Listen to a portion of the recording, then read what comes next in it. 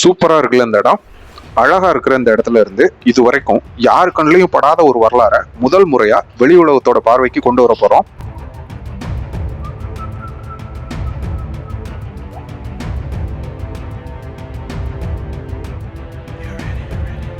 விருதுநகர் மாவட்டம் வத்ராயிருப்பு பக்கத்துல காஞ்சாபுரம் கிராமத்துல இருக்கிற இந்த கட்டிடத்தை உள்ளூர் மக்கள் மண்டபம்னு சொல்றாங்க. ஆனா இது அந்த காலத்துல ஒரு கோயிலா இருந்திருக்கணும்.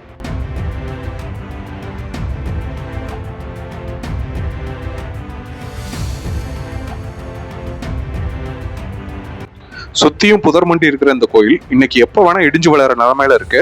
இந்த கோயிலோட வரலாறு என்ன, இந்த வரலாறுக்கு ஆதாரம் என்ன, எல்லாத்தையும் தெரிஞ்சுக்கலாம். வாங்க வீடியோக்குள்ள போலாம்.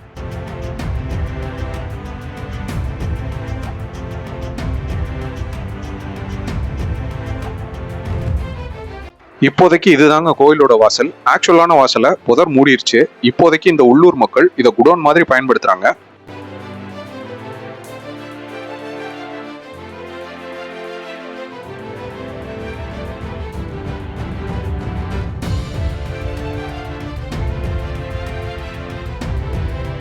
கோயிலை தாங்கி இருக்கிற எல்லா தூண்களும் ரொம்பவே ஆபத்தான நிலைமையில தான் நின்றுட்டு இருக்கு. நீங்க உள்ள போனீங்க அப்படின்னா ரொம்ப ஜாக்கிரதையா தான் உள்ள போகணும்.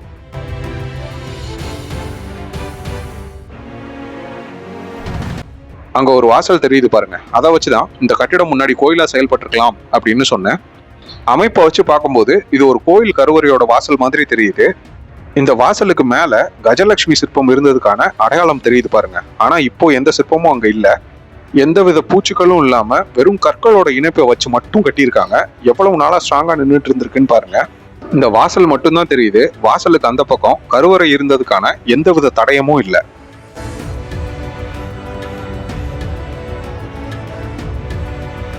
இங்க இருக்கிற தூண்கள் எல்லாமே பட்டை தூண்கள்ங்க.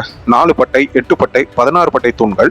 சோழர்கள் மற்றும் பாண்டியர்கள் கால பட்டை தூண்கள் பத்தி நம்ம ஏற்கனவே முந்தைய பதிவுகள்ல பார்த்திருக்கோம்.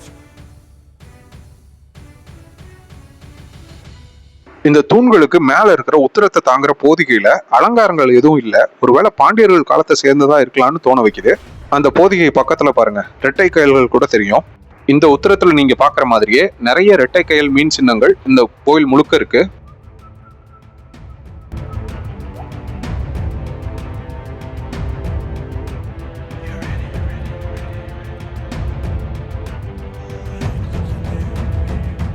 தெற்கு அச்சம்பட்டி நடுகள் வீடியோல நாம ஒரு வீரரை பார்த்தோம். அதுல அந்த வீரன் வாழ்ந்த காலம் 16ஆம் நூற்றாண்டு அப்படின்னு பதிவு செஞ்சிருந்தோம். இப்ப இங்க இருக்கிற இந்த வீரனோட சிற்பத்தை பாருங்க. தெற்கு அச்சம்பட்டியில நாம பார்த்த அந்த வீரனுக்கு இருந்த மாதிரியே தலைமுடியோட அலங்காரமும் காதுகளோட வடிவமும் இருக்கும்.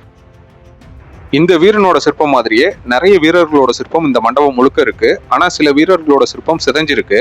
இந்த சிற்பத்தோட அமைப்புல இருந்து நாம ஓரளவுக்கு காலத்தை கணிக்க முடியும்.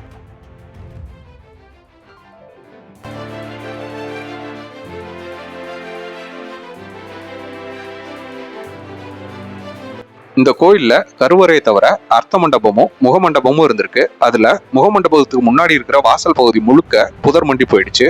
உள்ள வரும்போது ரொம்ப ஜாக்கிரதையா தான் வரணும். முகமண்டபத்துக்குள்ள நுழையிற இடத்துலயும் மேல பாத்தீங்க அப்படின்னா ரெட்டை கயல் தெரியும்.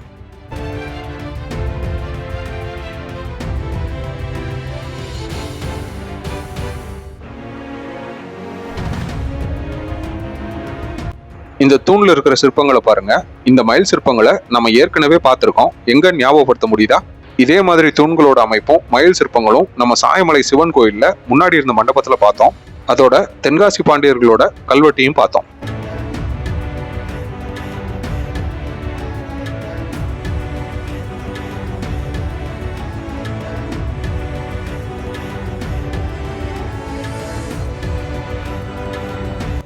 காஞ்சாபுரத்து மக்கள் பேச்சு வழக்கில் சொல்ற மாதிரி இது வெறும் மண்டபம் கிடையாது, ஒரு கோயில் அப்படிங்கிறதுக்கு அடையாளமா கருவறையை பார்த்தோம்.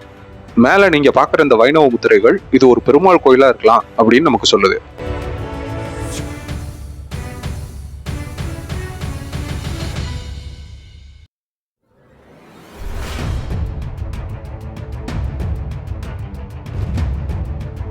ஒரு 3D காட்சி மாதிரி தெரியுது பாருங்க.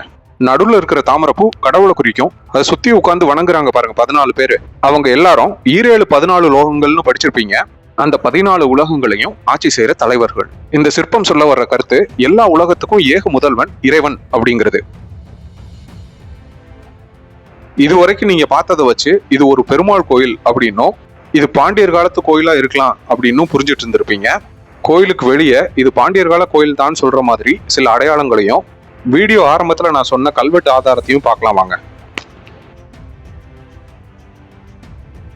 இப்போ கோயில் செவத்துல இருக்கிற இந்த அமைப்பை பாருங்க.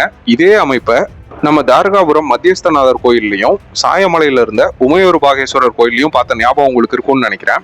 அந்த 2 கோயில்லையுமே நம்ம இடைக்கால பாண்டியர்கள்ல இருந்து தென்காசி பாண்டியர்கள் வரைக்கும் நிறைய பாண்டிய முத்திரைகள் பார்த்தோம். நான் இங்க வந்து இந்த கோயிலை கம்ப்ளீட்டா பார்த்து முடிச்சதுக்கு அப்புறமா பக்கத்துல ஒரு கிணறு இருக்கிறதா சொன்னாங்க. சரி, கிணத்துல என்ன இருக்குன்னு போய் பார்க்கலான்னு போனேன். கிணறு கோயில்ல இருந்து கொஞ்சம் தள்ளி இருக்கு.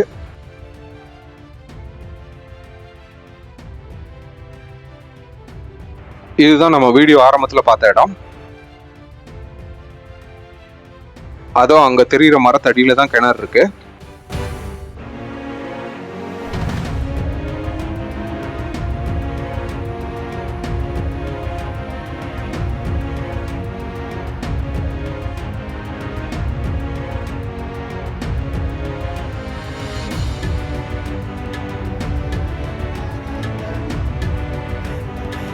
இந்த கிணறும் இப்போ பயன்பாட்டில் இல்லை, சுற்றி புதர் மண்டி தான் கிடக்கு. ஆனால் கிணத்துக்குள்ள ஒரு முக்கியமான வரலாற்று தகவல் இருக்கு.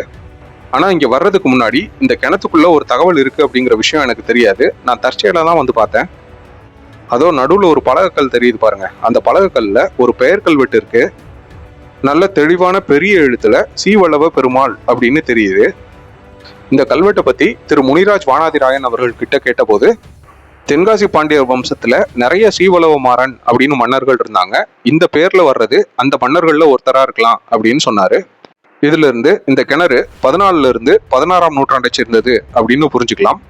இந்த கிணறும் கோயிலை சேர்ந்தது அப்படிங்கிறதுனால கோயிலும் கிட்டத்தட்ட அந்த காலகட்டத்தை சேர்ந்ததா தான் இருக்கணும் அப்படிங்கிறது என்னோட கருத்து. இந்த வீடியோ உங்களுக்கு பிடிச்சிருந்தா ஒரு லைக் கொடுங்க. தொடர்ந்து இந்த மாதிரி நிறைய விஷயங்களை பகிர்ந்துக்கிறதுக்கு நம்ம சேனலை சப்ஸ்கிரைப் பண்ணிக்கோங்க. மீண்டும் ஒரு பயணத்துல சந்திக்கலாம். நன்றி.